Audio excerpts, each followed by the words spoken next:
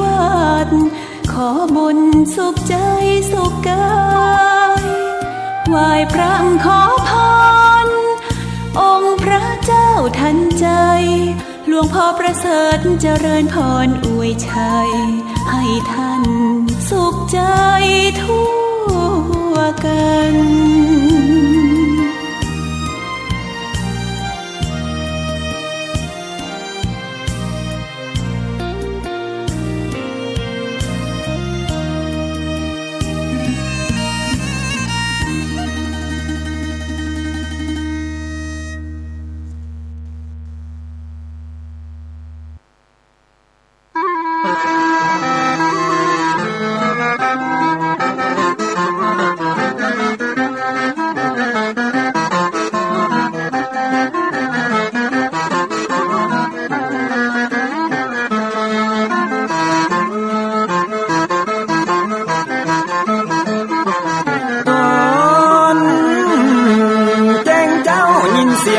ขันก่อนพี่ตะวันจะขึ้นขอบฟ้า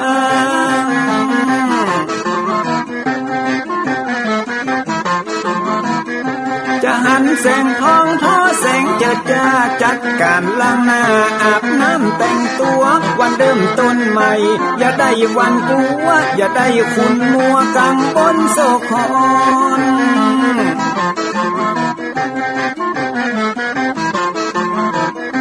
อย่าเอาน้ำคุณมาขังคนอย่าเอาน้ำฮ้อนมาลวงหัวใจฮ้อนอ้วมอารมณ์คุณคองตอนฮับวันใหม่นี้น้องของได้น้อมเอานำทำคำสอนของพระชินวรประเสริฐเลิศล้ำ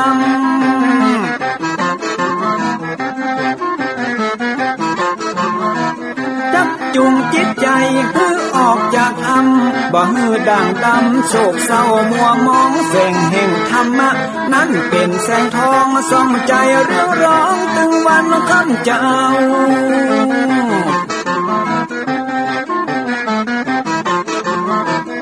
เอาศีลมานำเอาธรรมมาเฝ้าเพื่อจิตใจเฮา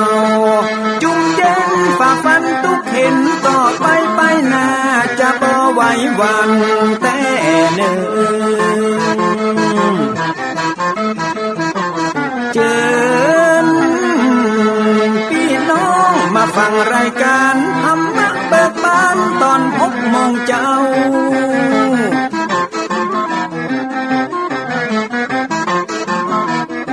ฟังธรรมปื้นเมืองอันเป็นแบบเบาท่านพระครูวิสิทธิ์ศีลาภรณ์ตั้งใจใจเจ้าอาวาสวัดวังสิ่งคำตนนี้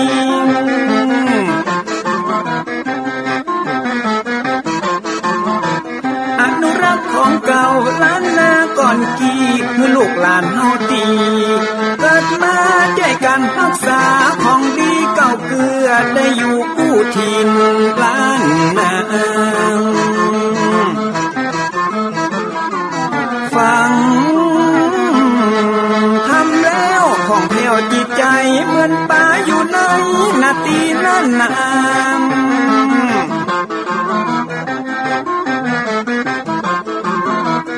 เหมือนไม้สลีอันมีไม้กำเหมือนเสืออยู่ธรรมดงดอยคุณเขาสุขของมนุษย์ยิ่งใจหมู่เฮาสุขที่ได้เอาธรรมะห่มตุ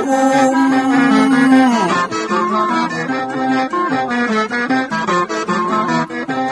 ใจคนใดมีธรรมห่อหุ้มใจคนนั้นจุม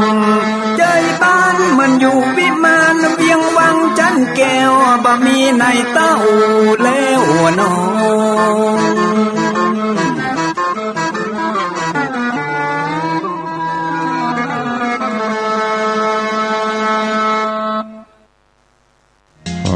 ยกมือ10 นิ้วกราบนอบน้อม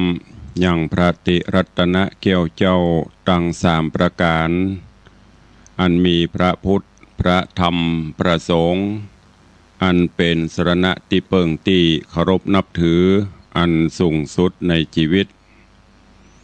กราบคารวะแตบไตไวยสาปุญญาปารมีธรรม พระมหาเถรานุเถระเจ้าคณะพระสังฆาธิการภิกษุสงฆ์สามเณรจุตนจุองค์อันหมายมีพระเดชพระคุณหลวงปู่พระเทพโกศลติปรึกษาเจ้าคณะภาค7เจ้าอาวาสวัดศรีโสดาพระอารามหลวงตำบลสุเทพอำเภอเมืองจังหวัดเชียงใหม่ประเดชพระคุณหลวงป่อท่านเจ้าคุณเจ้าคณะจังหวัดเชียงใหม่เป็นต้นเป็นประธานตลอดจนครูบาสังฆเถระเจ้าภิกษุสงฆ์สามเณรจุตนจุองค์ด้วยความเคารพขอเจริญสุขเจริญปอนญาติโยมศรัทธาสาธุชนติ่นจองห้องวัดจุหนุ่มเท่าใจยิงขอน้อมต้อนรับทุกท่านเข้าสู่รายการมรดกธรรมกำเมืองต่างสถานีวิทยุพระพุทธศาสนาแห่งชาติและสังคมคลื่นเพื่อการศึกษาพระพุทธศาสนาและวัฒนธรรมส่งสัญญาณกระจายเสียงจากวัดฝ่ายหินตำบลสุเทพอำเภอเมืองเชียงใหม่จังหวัดเชียงใหม่ในระบบคลื่นความถี่ FM 104.50 เมกะเฮิรตซ์สถานีวิทยุพระพุทธศาสนาวัดหนองไก่ตำบลสันปะยางอำเภอแม่แตงจังหวัดเชียงใหม่ส่งสัญญาณกระจายเสียงในระบบคลื่นความถี่ FM 99.75 102.0 และ 89.25 เมกะเฮิรตซ์และสถานีวิทยุพระพุทธศาสนาจังหวัดเชียงรายส่งสัญญาณกระจายเสียงในระบบคลื่นความถี่ FM 99.50 เมกะเฮิรตซ์ตลอดจนวิทยุชุมชนเสียงตามสายหอกระจายข่าวตามวัดวาอารามตามหมู่บ้านต่างๆที่ครูบาสังฆะท่านเจ้าอาวาสตลอดจนต่างป่อแก่ป่อแคว้นได้เปิดออกลำโพงหอกระจายข่าวเสียงตามสายของวัดวาอารามของบ้านต่างๆเพื่อญาติโยมศรัทธาได้สดับรับฟังกันอยู่ในเวลานี้พร้อมกันนี้เจริญปอนญาติโยมที่ได้ติดตามต่างเฟซบุ๊กเฟซไลน์ต่างเว็บไซต์ต่างๆบอกว่าจะเป็นเฟซบุ๊กของวัดวังสิงห์คำเฟซบุ๊กของ104ธรรมะคลายเครียดเฟซบุ๊กวัดไฟหินเฟซบุ๊กของตันตุเจ้าบ้านนอกทิตะสิโป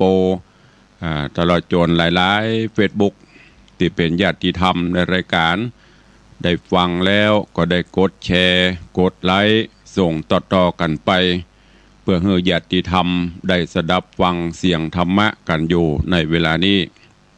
แล้วก่อนแล้วแชร์ได้กดแชร์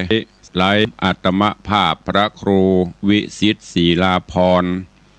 เจ้าอาวาสวัดวังสิงห์คำตำบลประแดดอำเภอเมืองเชียงใหม่จังหวัดเชียงใหม่เป็นผู้ดำเนินรายการก็นำธรรมะสาระปืนบ้านปืนเมืองทำข้าวมาเทศนาฮือท่านทั้งหลายได้รับฟังกันเป็นประจำถึงวันตั้งแต่เวลา6 โมงถึง7 โมงเช้าโดยประมาณยกเว้นพี่น้องที่ฟังสัญญาณจากดอยม่อนจำปีวัดพระแก้วจังหวัดเชียงรายก็ฟังกันเมื่อค่ำยามคืนต้องกราบขอบพระคุณในเมตตาปรมีของท่านผู้อำนวยการทุกสถานีเจ้าหน้าที่ช่างเทคนิคผู้ควบคุมการกระจายเสียงทุกท่านทุกสถานีตัวเองและขอบคุณเจ้าของ Facebook ทุกท่านที่ได้กดแชร์กดไลค์กันปากันวันนี้เป็นวันพระเป็นวันศีลการเวลาวันเวลาล่วงเลยผ่านพ้นโดยความรวดเร็วว่องไวจากวินาทีเป็นนาทีเป็นชั่วโมงเป็นวันเป็นเดือนคลาดเคลื่อนไปโดยบนิ่งบอยู่ได้บรอไผวันเวลาผ่านพ้นบ่ได้รอไผสักคนไม่ใช่ว่ารอคนนั้นรอคนนี้ไม่มีวันคำว่ารอไปของเปิ้นเรื่อยๆเพราะฉะนั้นเฮาท่านทั้งหลายจะต้องโดยตามการเวลาฮือตันตื่นเช้ามาก็คิดพิจารณา ตลอดจนตรวจตราตรวจสอบในรอบวันที่ผ่านมามีอันอย่างอันใดที่มันขาดตกบกพร่องก็เสริมเติมให้มันดีขึ้นอันไหนที่มันดีแล้วก็เสริมเพิ่มเติมดีขึ้นไปเรื่อยๆวันนี้เป็นวันพระวันศีลทางรายการที่ได้จัดมาโดยตลอดเมื่อวันพระวันศีลมาถึงก่อนที่จะได้ฟังน้ำฟังธรรมก็จะได้เชิญชวนสาธุชนญาติโยมทั้งหลายเข้าเฝ้าองค์พระผู้มีพระภาคเจ้าโดยการไหว้พระสมาทานศีลและฟังพระธรรมเทศนาเป็นลำดับไปโอกาสบัดนี้ใครที่ได้เตรียมขันหรือว่าพานดอกไม้ธูปเทียนไว้ก็จัดเตรียมเพื่อเรียบร้อยแล้วก็ดังที่ได้บอกมาโดยตลอดว่าวันพระวันศีลถ้าเป็นไปได้เชิญชวนพุทธศาสนิกชนทุกท่านได้นุ่งขาวห่มขาวอันเป็นสีของความบริสุทธิ์ผุดผ่องและพอให้เป็นระเบียบเรียบร้อยที่สำคัญก็เป็นการประกาศให้เจ้าโลกได้ฮู้ได้ทราบว่าเฮาเป็นพุทธศาสนิกชนทุกวันพระทุกวันศีลบอกว่าจะเป็นศีลน้อยศีลใหญ่ถ้าเป็นไปได้อีป่ออีแม่ญาติโยมศรัทธาลูกหลานตันเต้าเยาวชนคนดีใส่ชุดขาวนุ่งขาวห่มขาวก็จะได้เป็นระเบียบเรียบร้อยดูแล้วสวยสดงดงามก้อยๆฝึกกันไปเมินไปมันก็จะชินแล้วก็จะทำให้รู้ว่าโอ้เมื่อถึงวันพระวันศีลนี่ประเทศไทยเฮาหรือทั่วโลกที่นับถือพระพุทธศาสนาปากันนุ่งขาวห่มขาวแล้วลองหลับตาจินตนาการว่าภาพนั้นมันจะประทับใจต่อใดอันนี้ตุลุงได้เชิญชวนและรณรงค์มาโดยตลอดเนอะวันพระวันศีลเตรียมขันข้าวตอกดอกไม้ถ้าไปวัดได้ก็ไปวัดไปวาไปใส่ขันข้าวตอกดอกไม้ส่งสาเข้าสาบาตรทำบุญตักบาตรประพฤติวัดปฏิบัติธรรมไปบ่ได้ก็อยู่บ้านอยู่จองนบไหวสาเอาเนอะโอกาสบัดนี้เชิญทุกท่านเข้าเฝ้าพระผู้มีพระภาคเจ้าพร้อมกันณโอกาสบัดนี้อิมินาสการเรนะพุทธังอภิปูชยามะอิมินาสการเรนะธัมมังอภิปูชยามะอิมินาสการเรนะสังฆังอภิปูชยามะอะระหังสัมมาสัมพุทโธภควาพุทธังภวันตังอภิวาเทมิสวาคาโตภควตาธัมโมธัมมังนะมัสสามิสุปฏิปันโนภควโตสาวกสังโฆสังฆังนะมามิหันธรรมยังพุทธัสสะภควโตบุพภาคณมกาลังกะโรมะเสมนะโมตัสสะภะคะวะโตอะระหะโตสัมมาสัมพุทธัสสะนะโมตัสสะภะคะวะโตอะระหะโตสัมมาสัมพุทธัสสะ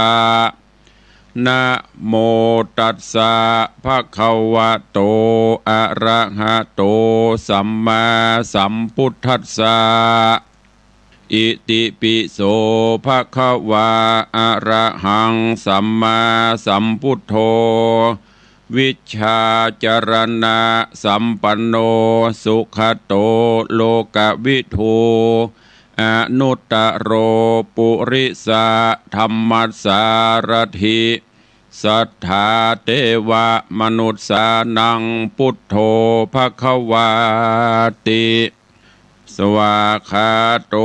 ภควตาธัมโมสันทิฏฐิโกอากาลิโก เอหิปัสสิโกโอปนะยิโกปัจจตังเวทิตปโปวินยูหิติ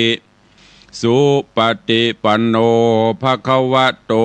สาวกสังโฆอุชุปฏิปันโนภควโต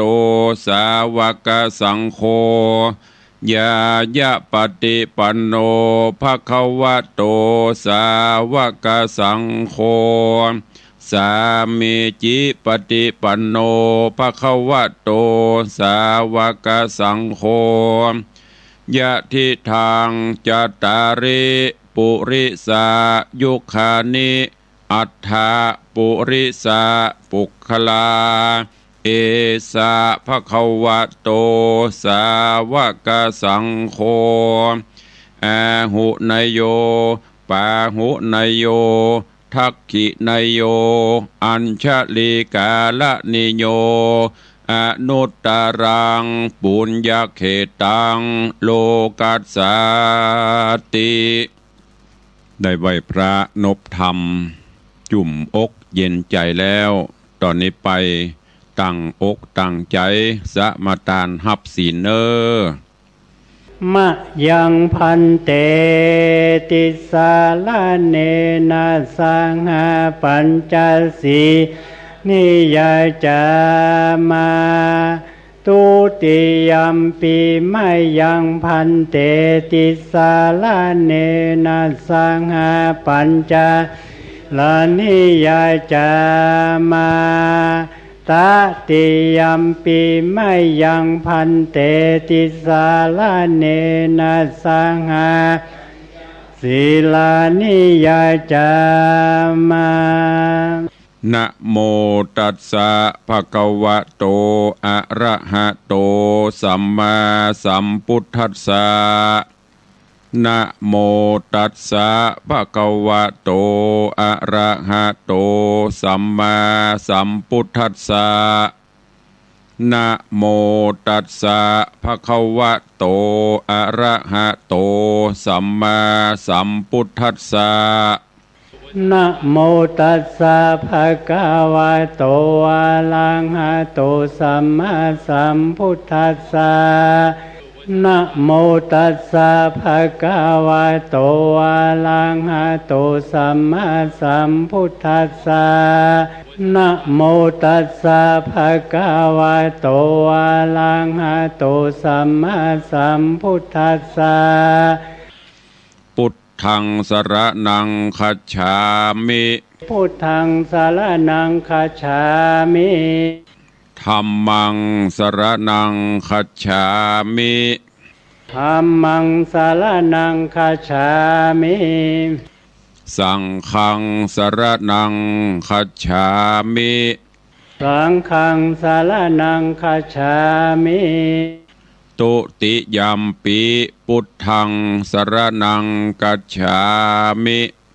ตุติยัมปิพุทธังสรณังคัจฉามิตุติยัมปิธัมมังสรณังคัจฉามิตุติยัมปิธัมมังสรณังคัจฉามิตุติยัมปิสังฆังสรณังคัจฉามิตุติยัมปิสังฆังสรณังคัจฉามิตติยัมปิ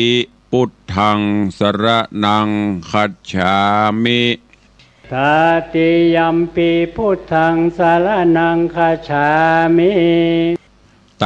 ติยัมปิธัมมังสรณังคัจฉามิตติยัมปิธัมมังสรณังคัจฉามิ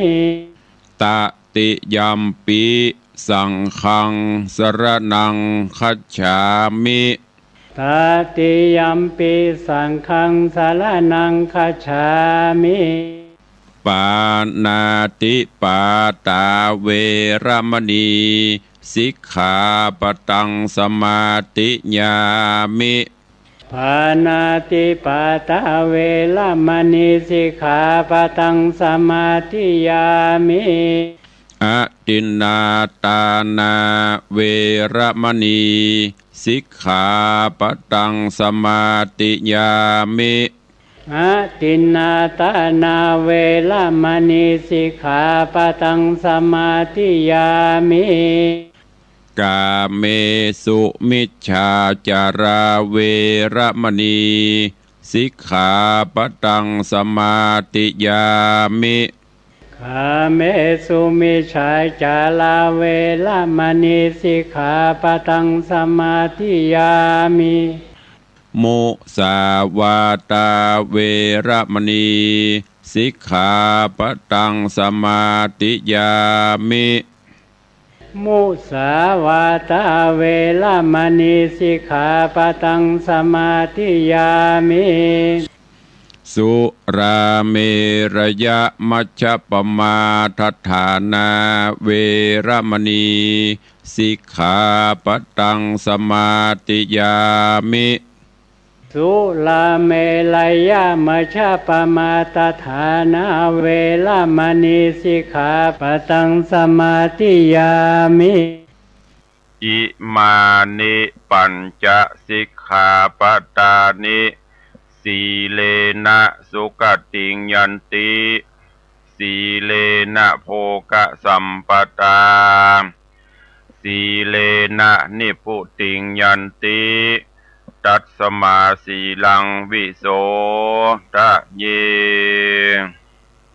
พมาจโลกาธิปติสหัมปติกัตนันสลีงันทิวลังอัญญาจทาสันติทาสัตตปะราชกชาติกาเทเสตุธัมมังอนุกัมปิมังปะชังได้ไหวพระได้สมาทานศีลเป็นที่เรียบร้อยลำดับต่อไปเชิญญาติโยมทั้งหลายได้ติดตามรับฟังธรรมเทศนาปื้นเมืองเหนือว่าจะเป็นจะได้ก็เชิญทุกท่านตั้งอกตั้งใจฟังณโอกาสบัดนี้นะโมตัสสะภะคะวะโตอะระหะโตสัมมาสัมพุทธัสสะสุดสุสังลาภัตเตปัญญังอัปปะมัตโตวิจักขันโนติสัทธโบดุราสัพพุริสทั้งหลายทั้งยิ่งใจใหญ่น้อยผู้ใฝ่ห้อยเจยบานจริงหือตานเข้านามบัตถุพรำปัจจัยศีลดวงใส58ได้โกดแขวดหักษาปากันมามวนหมู่พร้อมนาอยู่ฟังธรรมจุงดาจำฟังที่เอาเป็นที่สอนใจจักใครกล่าวจี้หือแจ้งที่ตามมีดังพระมุนีที่ใบเตสัตนาไวเมินมาบัดนี้แด่เตศรัทธาอันว่าสัพพัญญูพระพุทธเจ้าตนเป็นเก้าศาสนา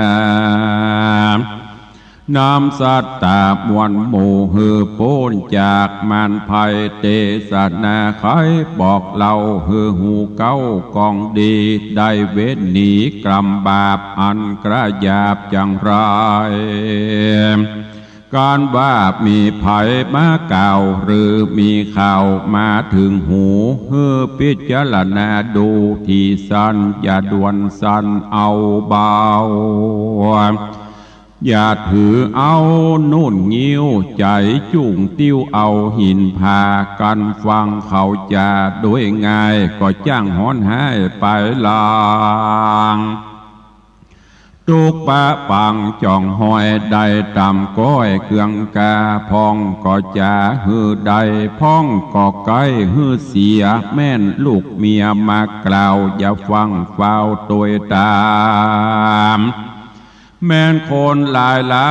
ำใหญ่น้อยมากล่าวถอยกรรมดีว่าตนบุญมีมาเกิดตนเจ้าว่าตนผ่าเสดมีมา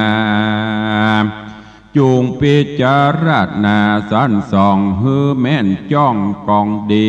ดังราชสีห์ตัวหนึ่งเราอยู่ป่าเศร้าหิมปานหานกวางฟ้านมาจางอันสัตว์ปากวางนาหกเล่นมาเป็นหมู่ต้นไม้ลู่เป็นสายใดเจ็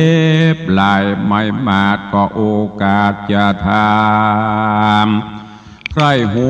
ความเก้าเหตุหือเข่าโป้นเขตเครื่องขีดังนิยายมีแต่ก่อนเจนปูมอนปิตา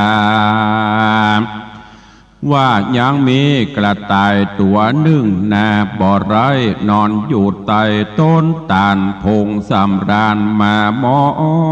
ยดาจักม้อยหลับไปล้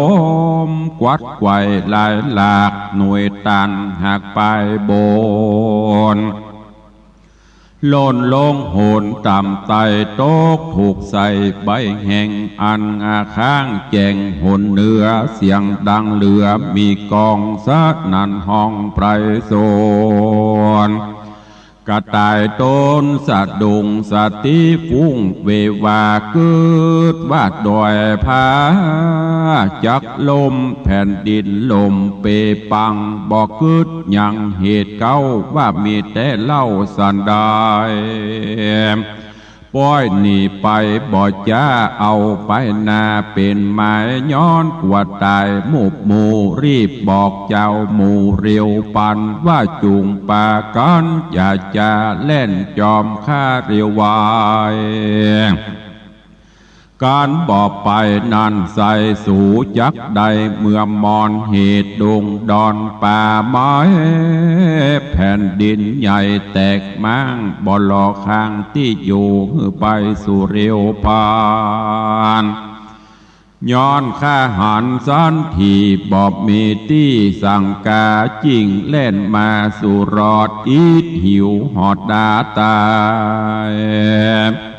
สัตว์ตั้งหลายหน่อยใหญ่อยู่ป่าไม้ดงดานคือกวางฟันแลดสู่วอกก้างหมู่นางนีจุมเสือมีหยาบจ้าตั้งจ้างและมากงัวควายหมูป่าลายละเลือนกระทิงเถื่อนดงตานได้ยินมันเป่าห้องสนั่นกองแดนไกลก็ใส่ใจว่าเป็นแก่นว่ามีแม่นเป็นไม้ต่างกว่าตายจุผู้เล่นสะสู่สะสนกระต่ายตนหยาบจ้าเล่นก่อนแน่นำต่างลัดดงขวางห้อมห่วยเฮวลิงจ้วยผาจาน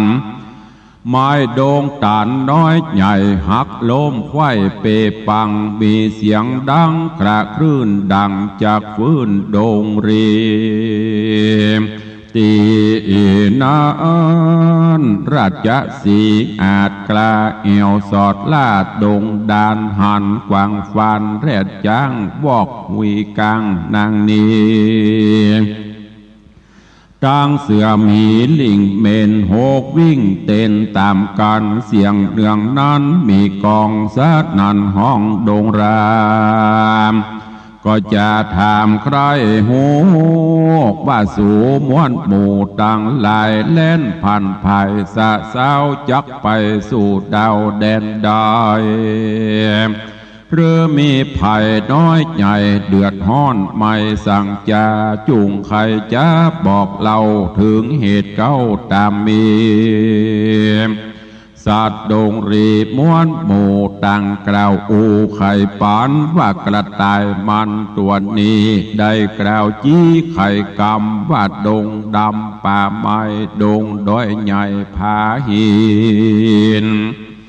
พื้นแผ่นดินใหญ่กว้างจักแตกมั่งขจายการสู่ตั้งหลายเนิ่นจะเตี้ยงความหน้ามรณา กระต่ายจะบอกกล่าวก็ฟังเฝ้าภายพันแล่นตัวมันบ่จ้าเหี่ยวกลัวความนาตายหนีราชสีอาจกล้าบ่ได้จ้าจะทามว่าดูรากระต่ายโดงรามตัวปูมึงได้หูและหันวาดในโดงตันใหญ่กว้างแผ่นดินลมแมงในจายิ่งใครจะกล่าวอูบอกเจ้าหมู่ตั้งหลายกูนี้หมายใครพอฮือแจงต่อกับตา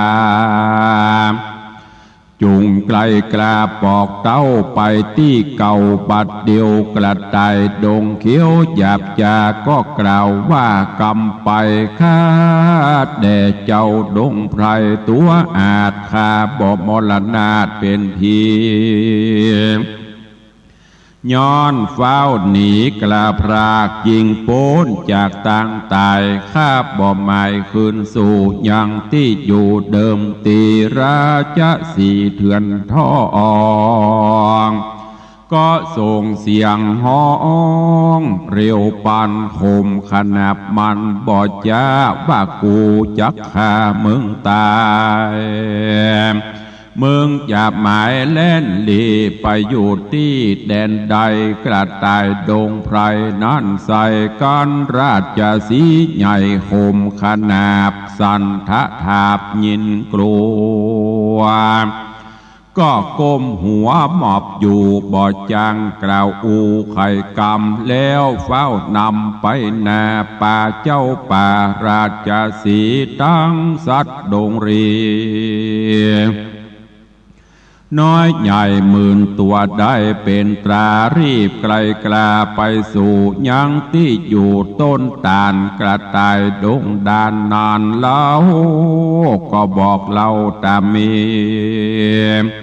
ราชสีกวาดหูว่ากระต่ายลับอยู่สำราญมีหน่วยตาลตกใส่ใบตาลใหญ่อันแห้งข้างอยู่แจงหนเนือเสียงดังเหลือใจจ้าดังฟ้าผ่าลงมากระต่ายนี่นาลับอยู่บอกวาดหูคิงโตนใจเวบนไหวหวานกึดดอยลั่นจักลมปัดทวีลมทลายเย็นกลัวตาหมู่โมจริงบอกเจ้าหมู่บ้านเดียวต่างรีเปรวเล่นกว่าลัดดันป่าดงนาเหตุสัตว์นานาหน่อยใหญ่บ่อพิจารณาไข้หันใส่ต่างใส่ใจแน่มันว่าเหตุนั้นมีมาดังมันจากกล่าวอูจริงแลนสะสู่สะโซนโกลักหนอันใหญ่เกิดขึ้นไข้ลวงลายพ้องบำบายโมยมังบ่หลอกข้างลำบากแข้งขาหากอุดการเดียวย่างหันเสสาม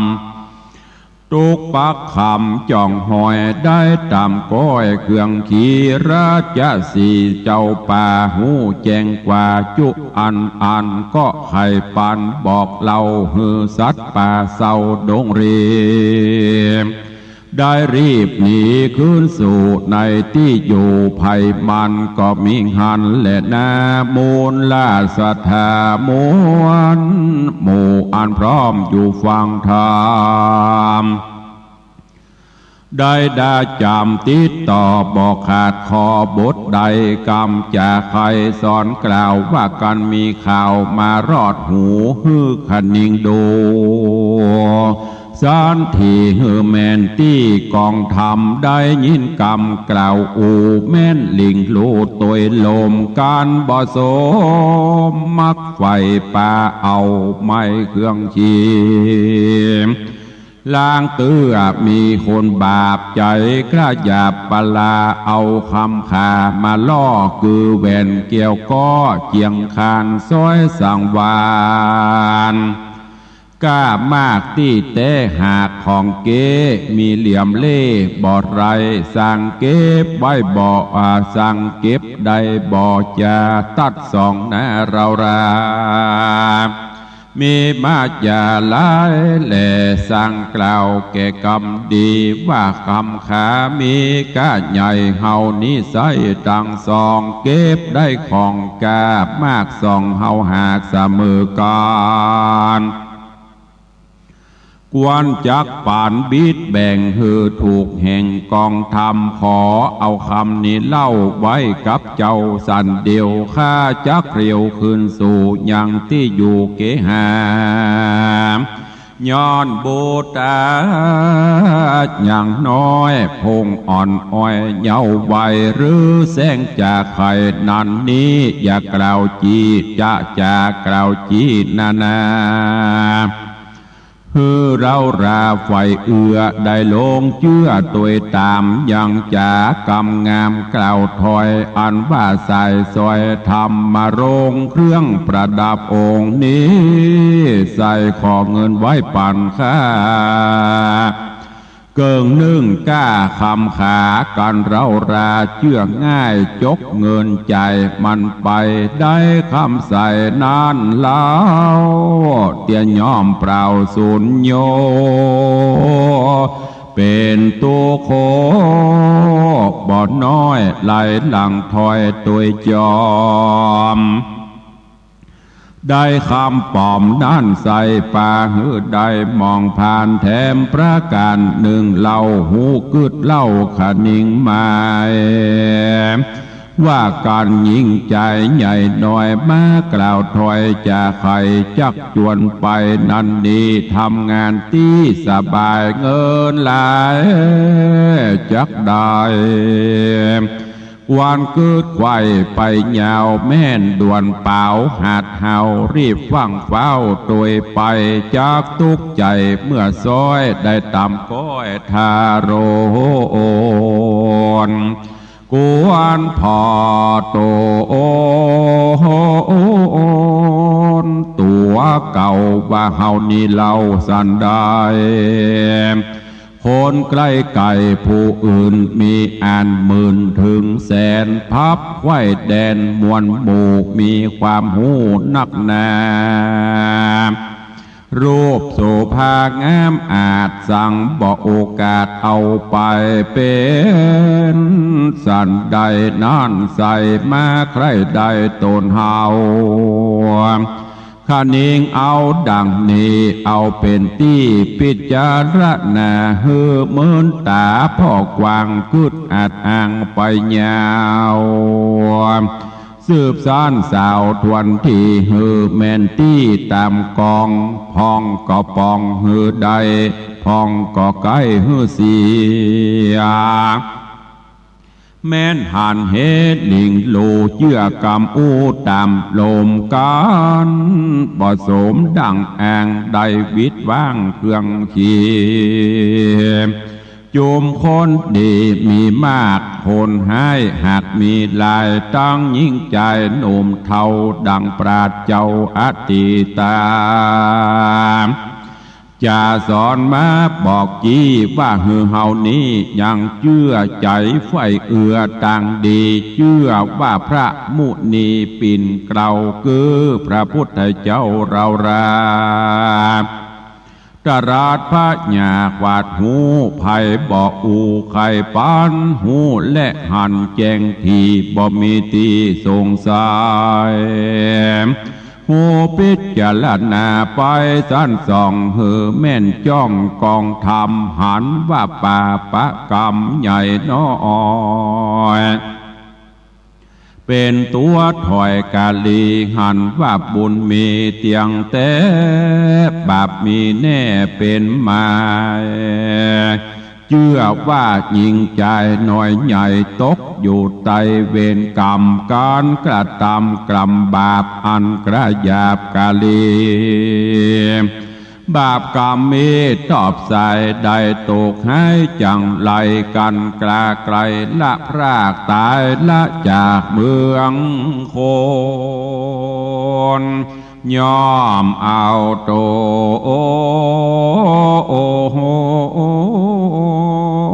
ตกทอดลงสู่รอดอเวจี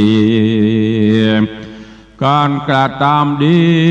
นั่นใส่สั่งบุญไว้บอกขาดบ่ประมาทลาสาบุญจักป่าส่งอยู่เฮือได้อยู่เจยบา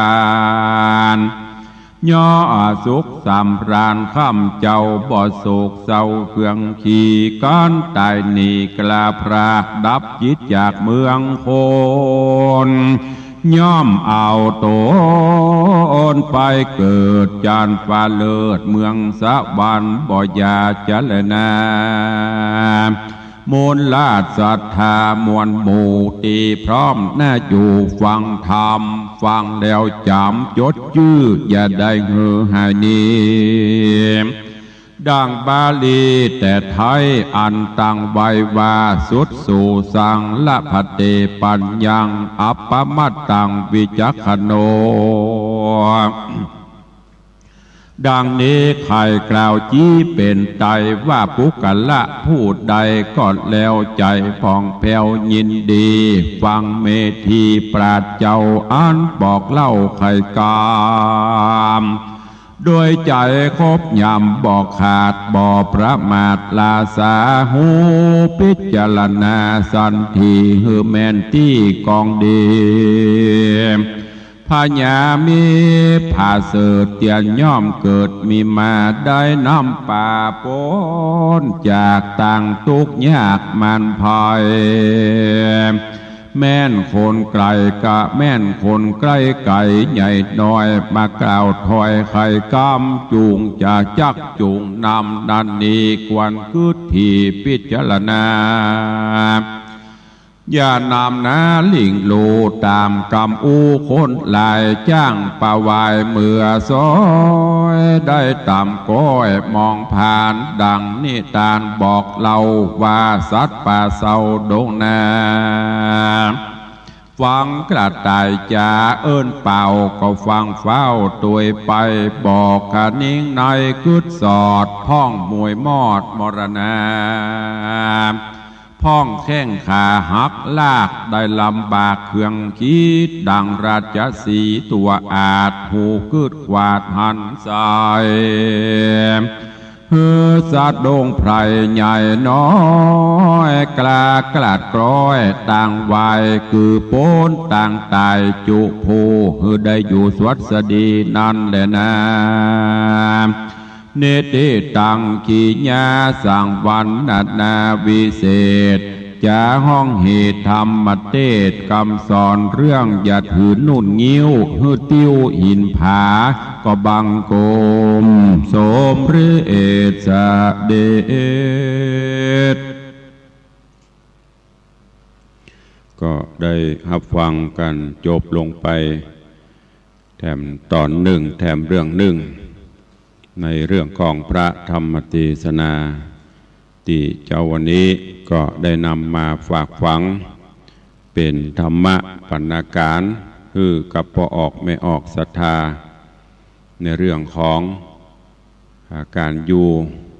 ในโลกเหล่านี้ขอคือเป็นผู้ที่มีความหนักแน่นจะไปเป็นคนหูเบาจะไปเป็นคนเจือง่ายลำไปอย่างได้ทำเพิ่นว่าจะไปถือนุ่นงิ้วคือติ้วหินผาก็คือเวลา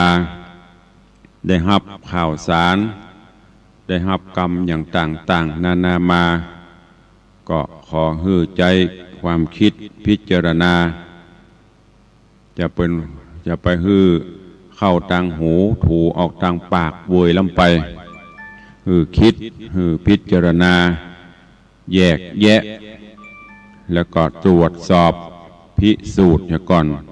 ในความแน่นอนความเป็นจริงแล้วก็ค่อยเชื่อยิ่งปัจจุบันนี้ญาติโยมทั้งหลายสื่อต่างๆที่มันล่อหูล่อตาล่อกิเลสตัณหาก็นักอย่างติตกเป็นข่าวเปิ่นเอาคำเอาอย่างมาตกส่องหน้าส่องตาแล้วก็อูจาทะลิ ปอบโลนต่างๆบางท่านบางคนก็เกิดกิเลสตัณหาเปิ่นถามเอาคำปลอมคำอย่างบุแลกถอดเอาของจริงในตนในตัวไปฮื้อเปิ่นก็เพราะสาเหตุหนึ่งก็คือโลภะคือความโลภข้าใดนักกว่าของตัวเก่าสุดท้ายก็มาเศร้าซ้อยเหงาหงอยเป็นเรื่องเป็นราวไปก็เพราะอันเนี้ยถือเอางิ้วบะติ้วเอาบะหินบะพาก็คือบ่มีความหนักแน่นบางท่านบางคนก็ประสบเรื่องราวต่างๆและที่สำคัญข่าวลือข่าวสารอันต่างๆที่ระบาดกันนักในปัจจุบันนี้ยิ่งในยุคของการสื่อสารไร้พรมแดนอย่างที่ตุลุงได้บอกอย่างที่ครูบาอาจารย์เปิ้นได้ชี้แนะทราบข่าวอย่างมาหน่อยยิ่งในสมัยโทรศัพท์นี่บ่อ่านบ่นักแน่นบ่วิเคราะห์บ่พิจารณากลัวเปื้อนบ่หูกลัวคนอื่นบ่หันบ่หูตันกดส่งกดอย่างกันไป จำเตืออย่างข่าวพอเมินเปิ้นพอปีไหนมีเบาเปิ้นเอามาล่อหน่อยก็กดแชร์กดส่งกดไล่กันไปมันเว้ยบะเดียวจะกดอย่าเอาแม่มือหัวแม่มือจิ้มลงไปต้องคิดก่อนเนอะดีบดีก็จะเป็นโทษกับตัวกับตนแถมไปโดนข้อหาหมิ่นประมาทดูแควนเปิ้นไปโดนข้อหากฎหมายคอมพิวเตอร์อย่างมูนี่ซึ่งบางท่านก็หูเท่าบ่ถึงการบางท่านก็หูแต่ก็ทำเนี่ยก็เพราะเชื่อง่ายเหมือนอย่างกระต่ายตื่นตูมตะเกีย ในธรรมนะกิ่งบะเป้าตกสว่าว มันรับอยู่เนาะบะกองตกสว่าวตกส่วมบ่พอแล้วว่ามันเป็นไอ้หยังอย่างตกไผนี่หยังที่ไหนตรวจสอบดีๆก่อนก็บอกเนี่ยประหลาดประเด็ดลุกล่นไปปะเปิ้นหมูหลักหมูไอ้หยังสัตว์ป่ากวางลำมั่งฟันอย่างต่างๆนกหนูต่างๆก็บอกสู่เขาเข้าใจเนอะปุ้นแผ่นดินลมแผ่นดินสไลด์ปวดไหลหลังบรรลมนี่เนอะหนีบันนี้ตายเนอะอันหมูนั้นก็ปดโทษตัวลมแต่หูแต่บหูจนมีราชสีห์มาสั่งฮือมึงโล่นอะไรอย่างมันนี้กระต่ายก็บอกฮือปุ้นท่านเจ้าป่าเจ้าเขาประเด็นนี้นะแผ่นดินมันถล่มพวกดินหยุดดินปังไม่ใช่เหมือนเมืองน่านไม่ใช่เหมือนตั้งเชียงรายเนอะอันนี้มันถล่มทลายปุ้นขั้นหนีตายมันนี่บอกเขาก็ล่นมันเนี้ยราชสีห์แต่กาท่านเจ้าอันปลากูไปพอปตกกระต่ายกระตุกวดตายสันยงมันไปบ่ได้นะเดี๋ยวจะตายนะไปมันจะไปกับบ่ไปพอคือมันหูมันหันแน่แจ้งแหก่อนโยนไปถึงที่แต่สุดท้ายเป็นว่าการบะเป้าการต่านตกลงมาบ่ได้อันเนี้ยญาติโยมทั้งหลายก่อนที่เราจะว่าอย่างฮื้อไผได้ยินกรรมอย่างมาก็จ้างบ่ต้องไปโซนเรื่องของเปิ้นโซนตัวเก่าเฮานี่อัตตาตัวตนของเฮานี่เป็นจะได้ทำดีละกาสร้างความดีไว้นักก่อบางเตื้อความดีของเฮามีสักนิ้วเปิ้นสร้างความดีจัดนักความชั่วอาจจะมีสักน้อยความบดีมีสักน้อยก็เอานั้นมาตลบมันเล่าว่าเฮาเปิ้นอันเนี้ยมันเป็นสุดท้ายมาความเสียหายมันเกิดคนที่ฟังก็ฟังแล้วก็เอาไปใส่นมเห็นหน่อยใส่ไข่เห็นหน่อยใส่ซอสใส่น้ำปลาเข้าไปแหมปรุงแต่งจากเรื่องน้อยเป็นเรื่องใหญ่สังคมเฮาเลยอยู่ยากปัจจุบันนี้ไอ้ที่ดีๆเปเลอะบ่พอแม้แต่ข่าวสารก็เหมือนกันญาติโยมทั้งหลายลองพอเตอะข่าวดีๆกิจกรรมดีๆที่ผู้อื่นเปิ้นทำบ่มีอย่างที่เขาว่าน่ะข่าวหายลงฟรีข่าวดีเสี่ยงสตางค์แต่เฮาเนี่ยการงานดีๆเจิญมาเปิ้นก็ตึ้มมาแต่ถ้าอันข่าวบดีนี่ปดโทมันเหมือนแมงงูหัวเขียวหมู่เฮาก็ลุ่มเข้าไปตัวซ้ำเติมเปิ้นเข้าไปตัวก็มีหลายท่านที่เป็นนักข่าวนักอ่านข่าวหน้าจอทีวีน่ะอ เมื่อตัวอ่านข่าวนี่ใส่ไข่ใส่นมใส่แป้งใส่สปะพอดีตัวเก่าโดนเข้าไปแล้วจะหูสึกนะท่านทั้งหลายก็เช่นเดียวกันเพราะฉะนั้นขอฝากไว้คิดพิจารณาก่อนที่จะถูออกปากออกไปกำออกไปแล้วบางเตื้อมันก็แสลงหูบางเตื้อมันก็สร้างความเดือดร้อนก็ขอฮื้อนักแน่นไว้เอาใบหินห้อยคอไว้เอาบะพาห้อยหูไว้พ่องเจาะหูแล้วใส่จี้หูก็คือมันนักอันเนี้ยคนเท่าบก่อนเพิ่นใส่จี้หูนะเพิ่นคือทวงหูเป็นปริศนาคือนักแน่นจะไปเชื่อง่ายคิดพิจารณาเอาอย่างพุทธเจ้าเพิ่นคือหลักพิจารณาตามหลักกลามสูตรนะจะเชื่ออย่างก็ตามจะไปหันว่าคนคนนี้เป็นครูบาอาจารย์ของเฮาเราเนี่ยเป็นต้นจะไปหันว่าคนคนนี้เป็นที่เคารพนับถือต้องหูต้องพิสูจน์โดยตัวเองแม้แต่หลักธรรมคำสอนของพระพุทธเจ้าตุเจ้าเอามาเทศน์ครูบาอาจารย์เอามาอู้เฮาก็ต้องคิดพิจารณาแยกแยะก่อนว่าแต่บัดแต่อันนี้ฝากไว้กับญาติโยมเฮาท่านทั้งหลายในสังคมปัจจุบันนี้น่าห่วงคนเฮาไปถือเอากระงิ้วถือเอากระนุ่นความเบาบ่มีความหนักแน่นเชื่อง่ายและสุดท้ายก็เสียใจยิ่งอย่างที่ประวัติอย่างที่บอกจะตกทองตกอย่างน่ะแม้แต่ตู้เจ้ายังโดนนะตู้ลุงเจ้ากระถินเจ้าพระป่ามาฮื้อเนอะโอ้มันแต่งตัวมันน่าเอาหรอก ภูมิฐานอย่านั่งรถเบนซ์รถเก่งมาหรอกแต่งตัวใส่สูทติ้วกระเป๋าเฮปโต้อูดีเนี่ยท่านบรรนักเน้นแต่นะสุดท้ายเชื่อเปิ้นก็โดนอย่างที่หลายๆรูปหลายองค์ครูบาอาจารย์ที่โดนนั่นน่ะอันขอกล้าใจสักน้อยเนาะเดี๋ยวจะไปติดต่อเจ้านายจะไปพิมพ์นั่นพิมพ์นี้ขอ5,000นี่เถอะอ๋อมาถ้านักมาถ้าเป็นแสนนะขอ5,000ถ้าวัดไหนฮื้อ10 วัดก็50,000ละถ้าได้แต่ก็ดีแต่สุดท้ายมันกินกันง่ายๆแล้วก็ทำนำปาฮื้อวัดอื่นเดือดร้อนทำฮื้อผู้อื่นเดือดร้อนผลสุดท้ายมันตามมาเดือดร้อนกันหมดคนก็เลยไม่ค่อยไว้ใจกันไปละอันนี้ขอฝากไว้เนอกับอีพ่ออีแม่กับลูกหลานเยาวชนคนดีที่ฟังรายการอยู่จะไปเชื่ออย่างล้ำไปง่ายเกินไปคิดพิจารณาให้ดีๆยิ่งเฉพาะให้มาเนื่องอย่างที่เพิ่นบอกตะเกียประก่อนนี่มันมีประเดี๋ยวนี้ก็มีแต่มันเปลี่ยนรูปแบบอะไรจุไปหลอกลวงไปขายตัวขายหยังสุดท้ายมาน้ำตาเจ็ดหัวเขาแม้กระทั่งยังลูกหลานคนดีเยาวชนคนดีทั้งหลายหนุ่มสาวทั้งหลายนะยิ่งเล่นเฟซเล่นไลน์เล่นอย่างนั้นโทรศัพท์ปัจจุบันเนี่ยเปิ้นเอาหูไผ่บะหุมาใส่หน้าตาดีหน่อยหล่อหน่อยเอาแล้วอีล่าบะกินข้าวบะกินน้ำเป็นกำกึดเป็นครั้งเป็นใครนัดปบนัดปะกันไปสุดท้ายก็เสียตัวโอ้กับมันเป็นกู้เป็นกิมกับอีล่าบล่าเหยบ่ต้องเดือดร้อนของล่างได้อยู่ปลายไม้มันถึงตกลงมาอันนี้โอ้ไปอยู่ไหนบ่ฮู้พ่อแม่บ่ฮื้อไปโดนกำเป้ากำสุยเนี่ยหูเบาเชื่อง่ายนัดปบนัดปะกันที่หั่นที่นี่พ่อแม่บ่ฮู้หนีไปสุดท้ายไปไอ้อย่างเกิดขึ้นน่ะ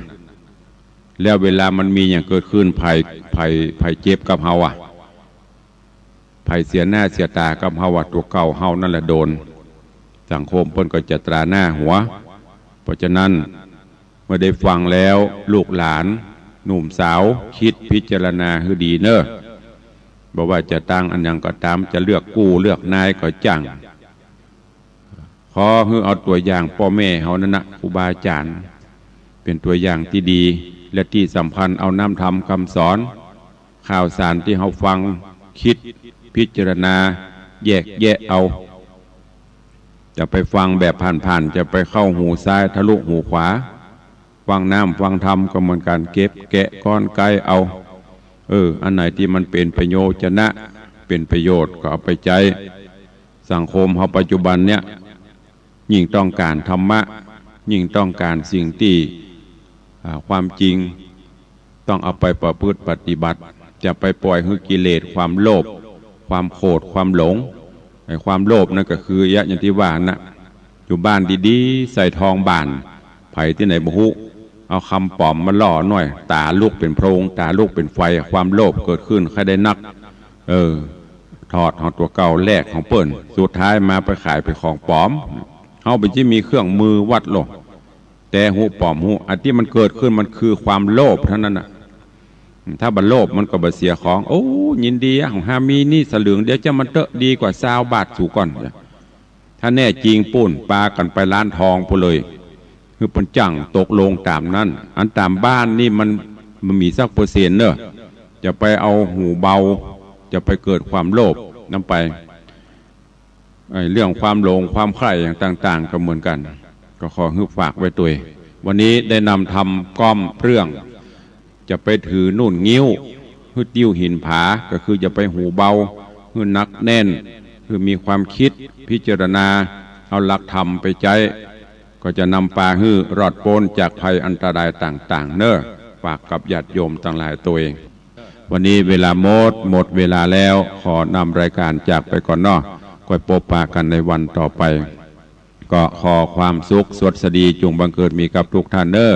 อยู่ดีมีสุขเหมือนกันจุตนจุองค์จุผู้จุโขเนอจัตตารโอธรรมาวัตันติอายุวันโนสุขังพลัง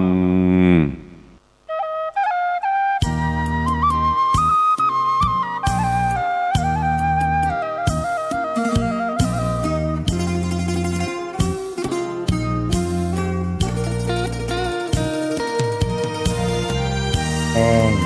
แล้งรำเค็มซึ่งจะเป็นแฟนศักดิ์สิทธิ์แห่งจิตใจ